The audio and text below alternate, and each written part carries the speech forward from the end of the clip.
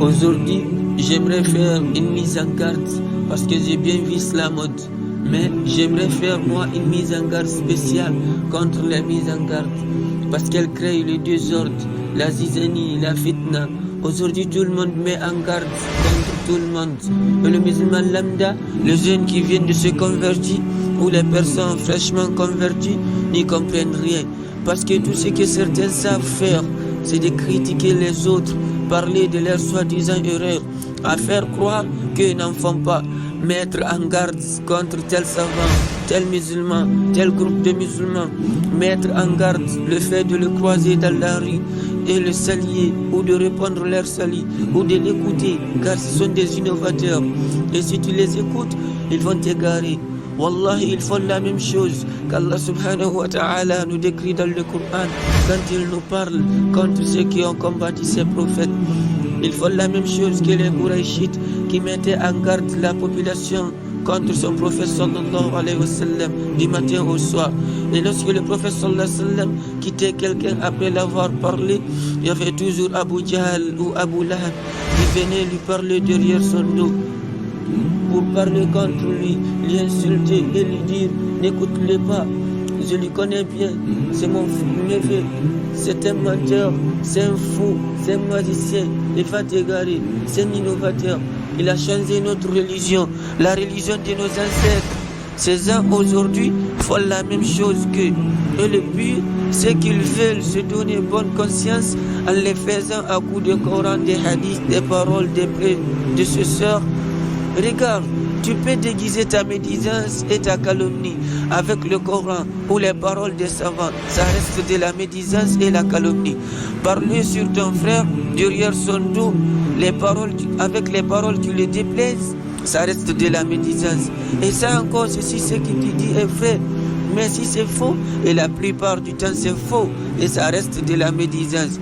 Et si ce que tu dis, tu le dis en public, pour diviser les frères de son frère, de diviser les musulmans entre eux, colporter des mensonges et s'aimer la fitna, là encore c'est plus grave. Ce que tu fais c'est de l'anonymat.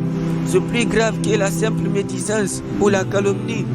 C'est puni par l'enfer ça. Et toi, tu nous fais croire que tu défends le haqq en t'appuyant sur les paroles d'un ou des savants qui ont donné des autorisations à la médisance dans certaines circonstances. Frère, ça c'est des exceptions à la règle. La règle, c'est que tu fermes ta bouche. La règle, c'est tais-toi, ne parle pas sur ton frère. La règle, c'est que la crainte d'Allah devrait fermer ta bouche. Et si vraiment tu voulais mettre en garde contre les innovateurs, alors au moins apprends ce qu'est l'innovation. L'innovation, ce n'est pas d'être d'accord avec toi.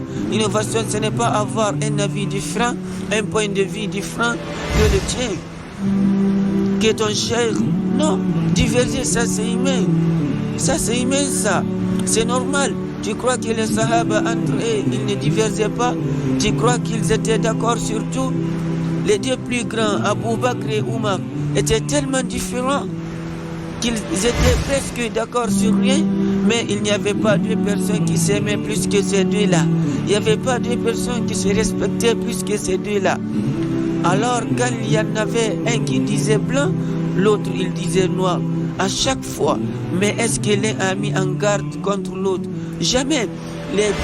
Les quatre plus grands savants, mustahidin de cette communauté, les maîtres de Salafi Salih, les maîtres des pieds prédécesseurs, l'imam Abu Hanifa, l'imam Malik, l'imam Ahmad ibn Hanbal, l'imam Shafi'i, ils ont divergé sur tout. Ils ont tellement des avis différents les uns des autres que chacun fait son école de jurisprudence. Mais le fait qu'il les a divergés ne veut pas dire qu'ils se sont divisés. Au contraire, ils s'aimaient, se respectaient les uns, ne mettaient pas en garde contre les autres. Au contraire, ils ne parlaient que d'un bien de l'autre. Et quand il arrivait de débattre, ils le faisaient poliment, en utilisant les bonnes manières, avec modestie, en espérant au fond du cœur, la vérité sortira dans la bouche de l'autre. Parce que on est tous des êtres humains. Allah subhanahu wa ta'ala nous a créés comme ça. On est tous différents. On a des caractères différents, des expériences différentes, on a une vision des choses différentes, mais nos différences ne doivent pas nous diviser. Au contraire, c'est une force, une richesse. S'il te plaît, va chercher ton Coran, prends Surat Al-Hujurat, Surat 49, et lis du verset 6 au verset 13. Allah subhanahu wa ta'ala nous apprend à ne pas se moquer les uns des autres, à ne pas se dénigrer, à ne pas se croire meilleur que les autres, mais plutôt aller vers l'autre. Il nous a créés différents pour qu'on s'entraide. Et les croyants, malgré leurs différences, ne sont que des frères. Et on doit faire l'effort pour établir l'union. Et si deux groupes de croyants se combattent, alors on doit faire l'effort pour les réconcilier. Lisez ces versets-là. Et si après ces versets, certains osent encore ouvrir leur bouche, alors je crois qu'il n'y a rien à faire pour eux. Wallahi, tu ne seras pas un vrai étudiant en sciences religieuses tant que tu ne te considères pas inférieur à tous les musulmans. Tant que tu ne seras pas ouvert à la vie des autres. S'il te plaît, respecte la vie des autres. Respecte les autres.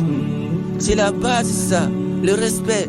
Mais malheureusement, ces gens n'apprennent pas le respect dans leurs livres. Il n'y a pas le chapitre sur les adab. Alors, comme dit Hassan al-Basri, celui qui n'a pas d'adab, il n'a pas de ilm. Celui qui n'a pas de respect, de politesse, de bonnes manières, il n'a aucune science. La base de la science, c'est les adab. Sur ce, je te dis à la prochaine vidéo, Inch'Allah.